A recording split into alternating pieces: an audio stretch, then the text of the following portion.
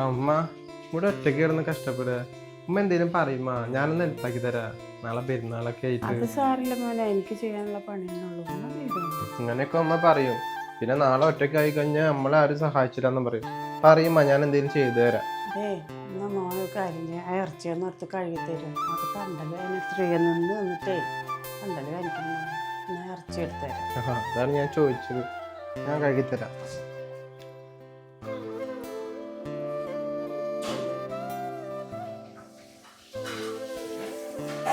നീ ഇത് എന്തിട്ട് ചെയ്യണു?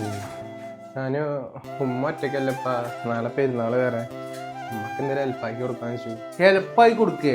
നീ ആണുങ്ങളുടെ വില കളയോ അടുക്കള കയറിയിട്ട്? എന്തിപ്പ അങ്ങനെ പറയണേ? അടുക്കളയിൽ കയറി ആണുങ്ങളുടെ വില കളയുന്ന ആരാ പറഞ്ഞത്? നമ്മുടെ ഉമ്മയല്ലപ്പാ.